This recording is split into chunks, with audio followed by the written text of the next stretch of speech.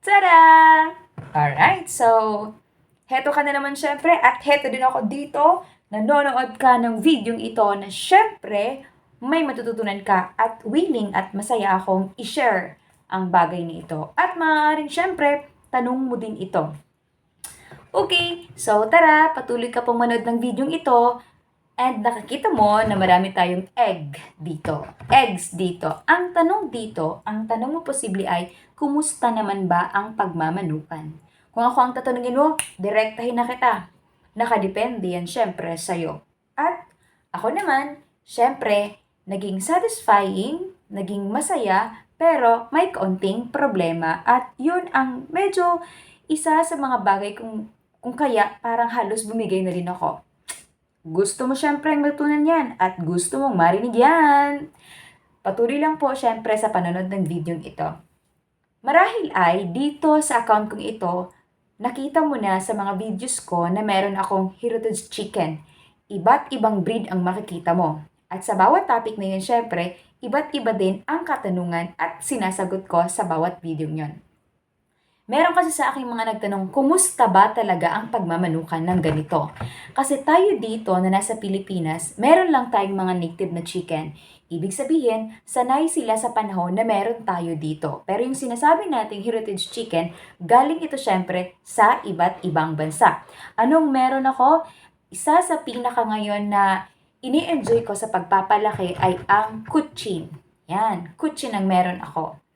Madami akong breed ng mga manok na heritage chicken, pero syempre, meron din ako mga gini-give up sa mga valid reasons na tinatawag.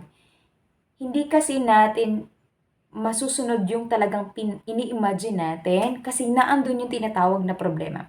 Ano ang kagandahan? Ano yung pinakagusto ko sa pagkakaroon ng heritage chicken?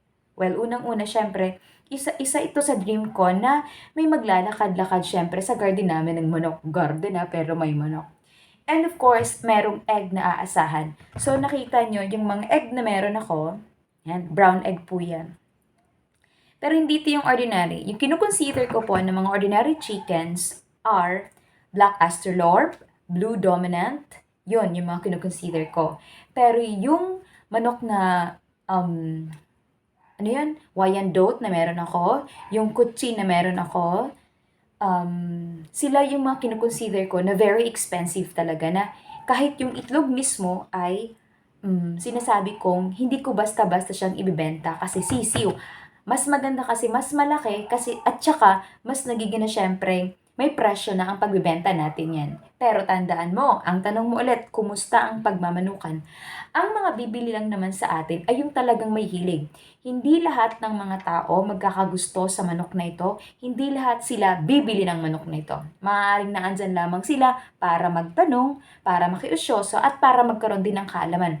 Pero iba yung tinatawag natin na gustong-gusto talaga at gusto talagang magkaroon nito. Yun yung pinakamagandang makilala mong tao. Okay.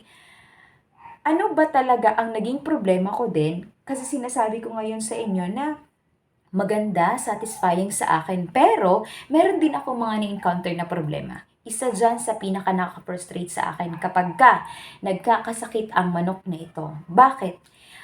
Ito nga pa palang gusto kong sabihin sa inyo. Nagkakaroon ng sakit ang mga manok, syempre, depende sa lugar nila. Meron kasing mga manok na pwedeng madali silang magkaroon ng sakit dahil sa dala syempre ng hangin. Base yun sa aking experience ha. And meron ding mga manok na talagang nakadepende pa yun sa breed sa pagbabago ng panahon. Halimbawa, galing sa mainit at nagisyang taglamig, yun ang pinakamahirap kasi madaling magkaroon ng sipon ang manok. Pero syempre, nakadepende na yun sa immune system na meron sila. Bakit po?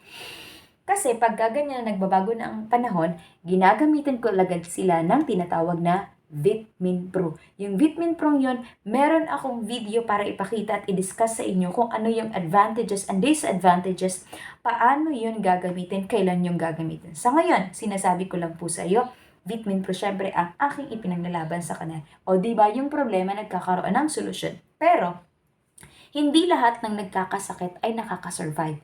Ibig sabihin din, meron talagang namamatay. Alam mo ang buwan na talagang naka-experience ako sa 2 taon na yan, yung mahirap na buwan talaga na madami ang namamatay ay nasa buwan ng November to January.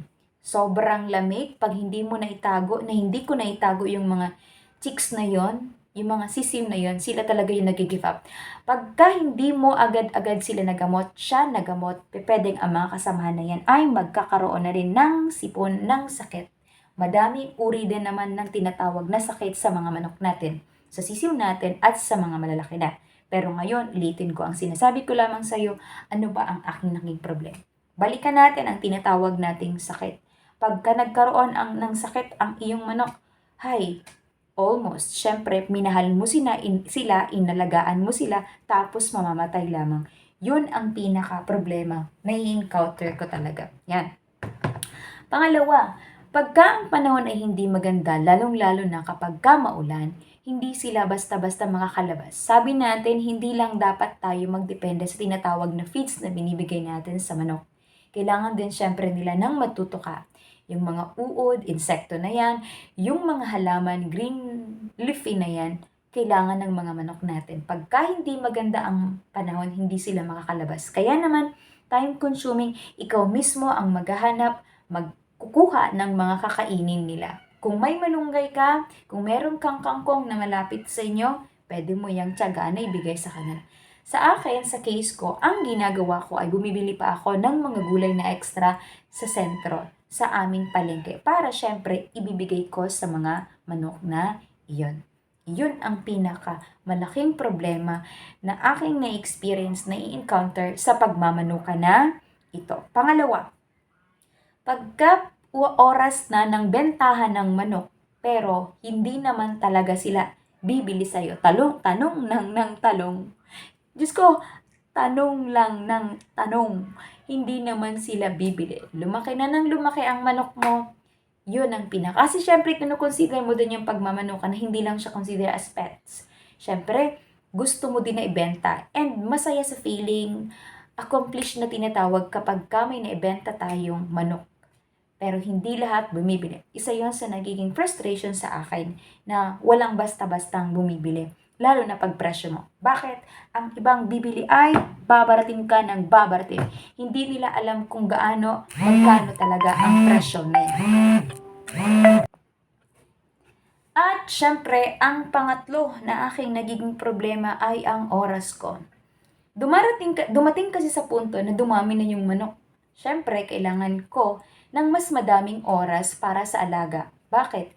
Sa pagpapakain pa lang nila, pagising ko ng 4 a.m., 4:30 a.m., kailangan bibili ko na yung oras sa kanila. Bakit? Kasi po, isa po akong public teacher. Ibig sabihin din, hinahati ko ang oras ko, pero gusto ko din syempre yung pag-aalaga ng manok na yan. 4:30, kailangan ko na syempre magtanggal ng ipot sa kanilang manukan.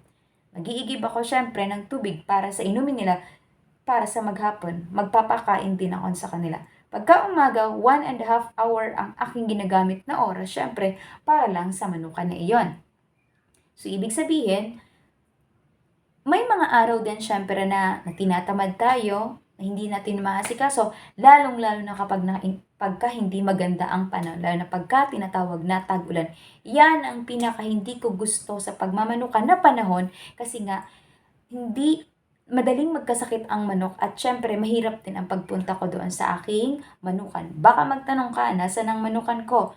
Tingin ka po sa video na meron pa ako. Kasi madami po itong video na ito. Iba ngayon ang ating pinag-uusapan. Kaya sabi nga natin, madami tayong pwedeng pag-usapan tungkol sa manok. Pero syempre, meron lang tayong unting oras. Sagutin lang naman natin syempre ang katanungan mo na tinanong din sa akin syempre ng iba. Okay. So, yun. Sunod. Siyempre po, pagkakulang na ang budget mo, wala kang bumibili. Siyempre, kukulangin ka ng budget na pampakain sa kanila. Hindi ko sinasabi na puro ka lang gulay. Ngayon, para sa akin, sa experience ko, malaking tulong din sa mga manok natin ang pagkakaroon, syempre, ng pagkain ng corn grits, ng feeds na yan. So, yun yung pinakamaganda. Kailangan balance palagi sa kanila. Pagka wala ka ng pera, walang bumili, syempre, nagiging yun na problema mo. Di ba meron tayong 4 na problema, syempre, na na-encounter ko na maaaring maging sagot yon sa'yo. O pagka may sagot ka na sa mga tanong na yun, ibig sabihin, gustong-gusto mo na talaga magmanukan and mag-go ka na. Pero kung sa tingin mo, ganun din ang magiging problema mo, pag-isipan mo munang mabuti. Hindi basta-basta ang pagmamanukan. Naandun dapat ang tinatawag na dedikasyon. Kung magsisimula ka na hindi mo naman siya tatapusin, kawawa ng manok, at sa kwento mo, mahirap yon. Sabi daw, at least na-experience mo. Pero syempre, may mga bagay na gustong-gusto talaga natin na kaya natin talagang panindigan. Kasi yun yung gusto natin. So with that, sana nasagot ko ang katanungan mo. Please subscribe para sa mga susunod pa mga videos na maaaring katanungan mo. Syempre, tungkol sa manok at sa iba pang bagay. Maraming salamat!